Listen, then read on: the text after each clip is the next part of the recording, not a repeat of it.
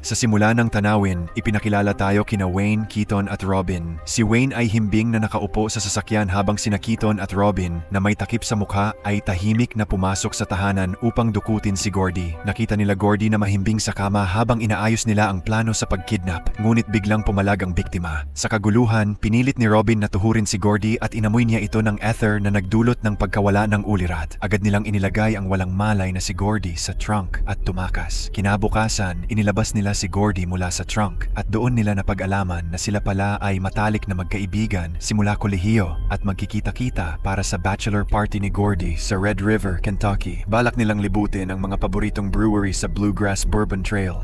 Subalit ang distillery na Arcadia ay nananatiling hindi nila matagpuan mula pa noong sila'y mag-aaral. Pagdating sa kanilang paboritong distillery, bigo silang malamang ito'y naging winery na. Nagsorry si Keaton dahil sa kapabayaan sa pag-check ng mga lugar, ngunit nagmungkahi pa rin ng masayang karanasan kahit ang winery ay naiiba. Kung saan ang iba ay nagtatagal sa pagtikim ng alak, napili ni Gordy na maglakad-lakad sa lugar at balikan ang nakaraan. Makalipas ang ilang sandali, nakatagpo siya ng pamilyar na tindahan ng Antigo at doon naabutan si Caroline na kanyang mistulang nobya.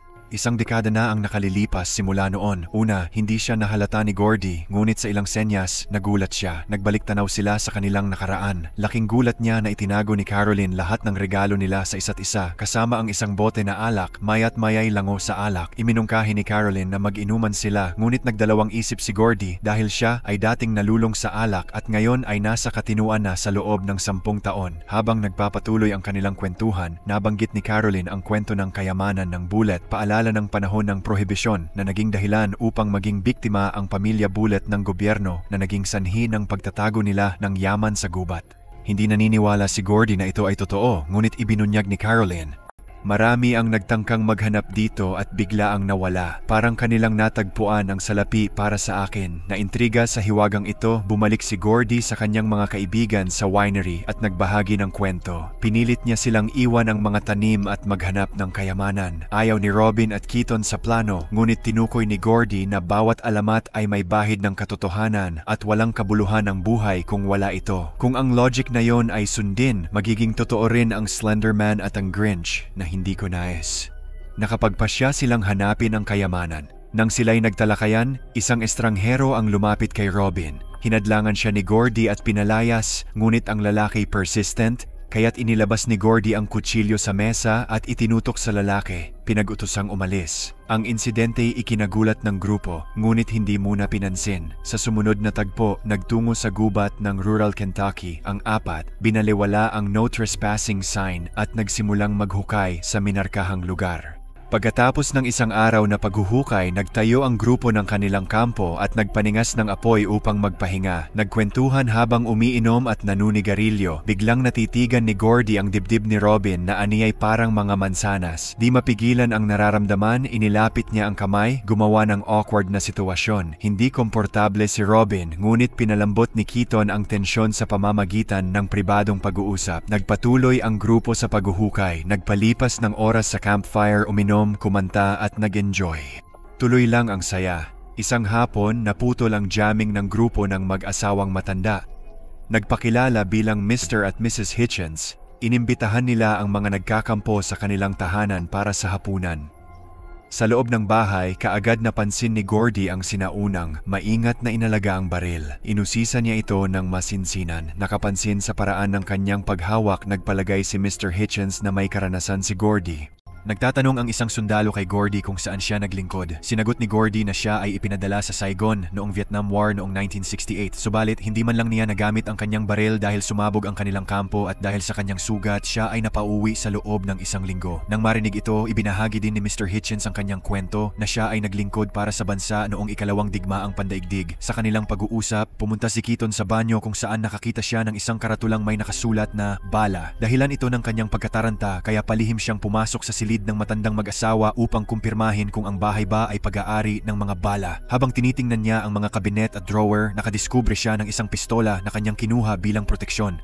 Sa katagalan, usisain si Mr. Hitchens sa kanilang layunin sa ipinagbabawal na bahagi ng gubat. Sagot ni Robin na sila'y naroroon lamang para ipagdiwang ang despedida de soltero ni Gordy, ngunit parang di naniniwala ang matandang mag-asawa. Inihayag ni Mr. Hitchens na marami nang lumabag at humukay ng yaman. Nagbabala siya na dapat walang makialam sa nailibing doon. Bigla sumali si Keaton sa mesa, ngunit aksidenteng natumba ang baril. Agad na naghinala ang matandang mag-asawa sa hindi mabuting balak ng grupo at sila'y inakusahan ni Mrs. Hitchens ng pagnanakaw ng yaman. Sa pagtindi ng sitwasyon, kinuha ni Gordy ang rifle mula sa dingding at itinutok ito kay Mr. Hitchens, demanding ang tunay niyang pagkakakilanlan. Pag-amin ng matanda na siya nga si William Bullet, binaril siya ni Gordy, iniwan ng isang kaibigang nagugulumihanan. Nangagalit na sinigawan ni Robin si Gordy dahil sa kanyang biglang kilos, ngunit pinatahimik siya nito. Pagkatapos, ikinulong nila si Mrs. Bullet sa kulungan ng manok habang pinaplano ang kanilang susunod na hakbang. Sa matagal na debate, inilahad ni Gordy na kailangan nilang patayin si Mrs.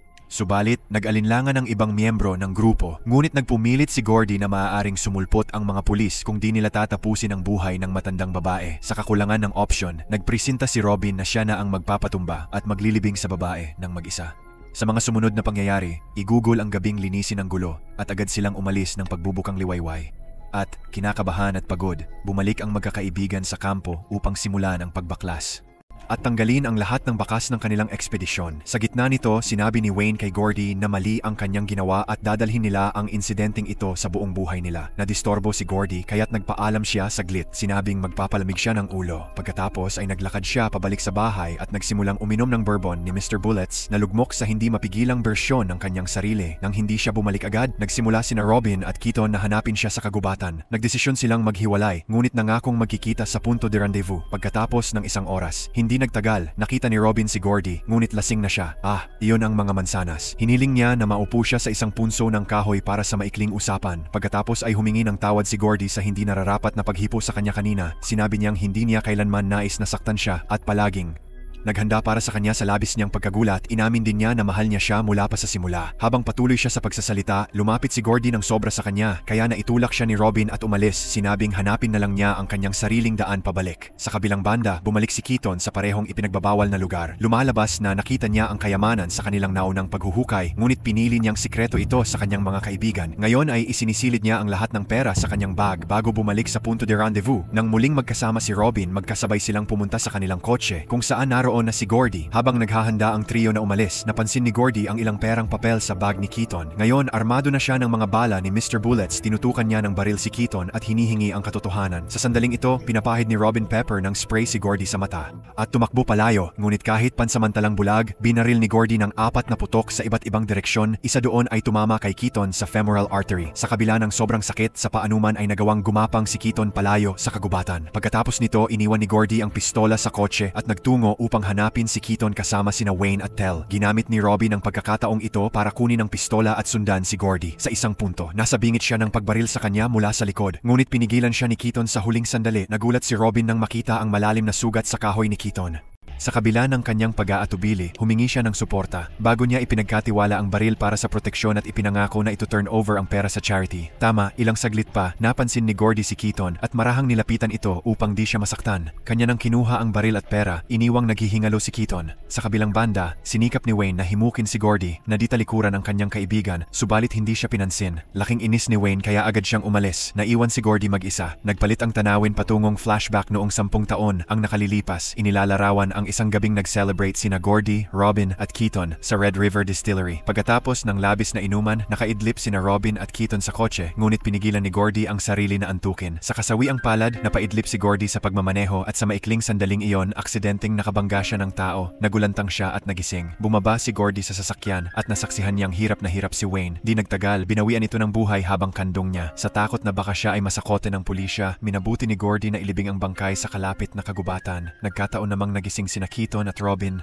Nasaksihan ang lahat, ngunit nanumpa ang tatlo sa isa't isa ng sekreto. Simula noon, nakikita ni Gordy si Wayne na nagre-representa ng kanyang sense of guilt. Bumalik sa kasalukuyan, dumaan si Robin sa gubat, ngunit sa kasamaang palad, nahulog siya sa isang bangin na may nagkakalat na barbed wire. Bilang resulta, naabutan siya ni Gordy. Tinangka niyang barilin siya, ngunit wala palang bala ang baril. Lumilitaw na inalis ni Keaton ang mga bala bago ito nakuha ni Gordy. Pagkatapos, ilang segundo lamang ang nakalipas, binaril si Gordy sa likod ni Mrs. Bullet. Dito, ipinahayag na pinalampas ni Robin si Mrs. Bullet noong nakaraang gabi Gordy at nagpanggap lamang na ibinaon ito. Sa huli, naiwan si Robin na nagpupumilit makalabas sa barbed wire. Sa kanyang huling lakas, nagawang makawalan niya ang kanyang sarili. Pagkatapos ay nagtungo siya patungo sa Arcadia Distillery. Nagtatapos ang pelikula sa isang flashback 1 buwan matapos mapatay si Wayne. Ang tatlong kaibigan ay nakaupo sa isang bar na hindi komportable, sinusubukan na mamuhay ng normal na buhay pagkatapos ng kanilang nagawa. Ang huling shot ay ang katang-isip na version ni Wayne na lumitaw kay Gordy sa unang pagkakataon.